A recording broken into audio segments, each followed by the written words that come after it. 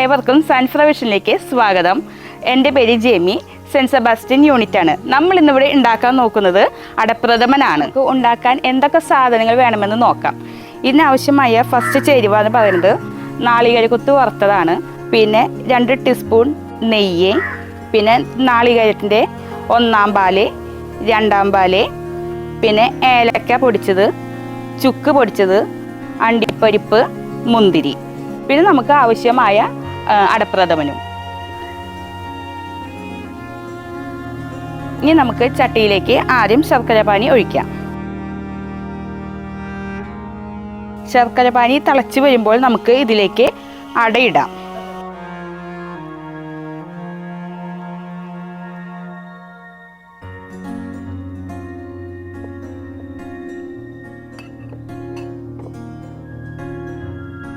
ഇത് കുറുകി വരുമ്പോൾ നമുക്ക് നാളികേരത്തിൻ്റെ 2-ാം പാല് ചേർക്കാം.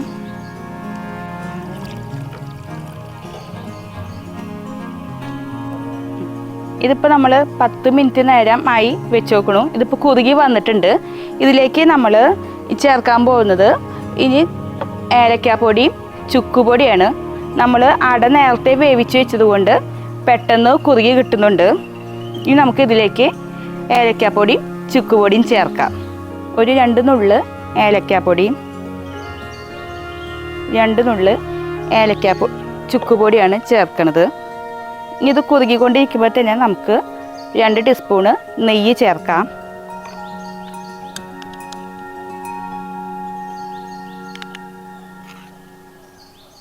ഇതിനിപ്പോൾ ചൂടായി ഒരുവിധമായിട്ടുണ്ട്, കുറുകിക്കൊണ്ടിരിക്കുന്നുണ്ട്.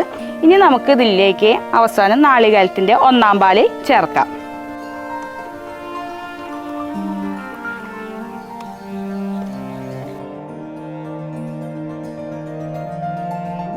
പായസം അവിടെ കുറുകിക്കൊണ്ടിരിക്കുന്ന നേരം കൊണ്ട് നമുക്ക് അതിനാവശ്യമായ അണ്ടിപ്പരിപ്പും മുന്തിരിയും വറുത്തെടുക്കാം. നെയ്യ് ഒഴിച്ചിട്ടുണ്ട്. അതിലേക്ക് മുന്തിരി വറുത്ത് കോരാൻ ഇടുകയാണ്.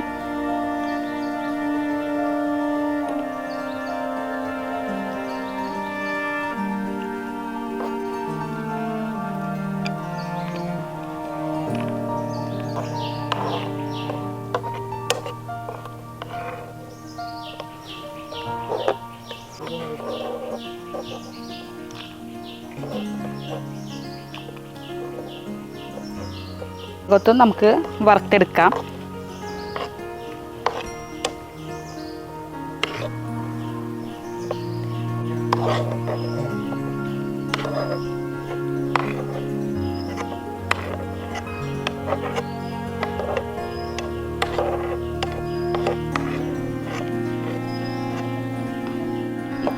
പായസം ഏതാണ്ട് കുറുകി വന്നിട്ടുണ്ട്. നന്നായി കുറുക്കേണ്ട ആവശ്യമില്ല. അത് തണുക്കും തോറും അത് കുറുകും.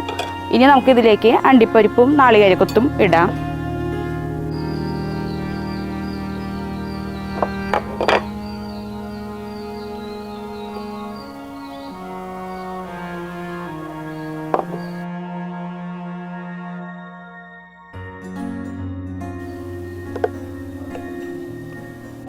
ഇപ്പോൾ നമ്മുടെ അടപ്രഥമൻ തയ്യാറായിട്ടുണ്ട്. ഇത് നമുക്കിനി ബൗളിലേക്ക് മാറ്റാം.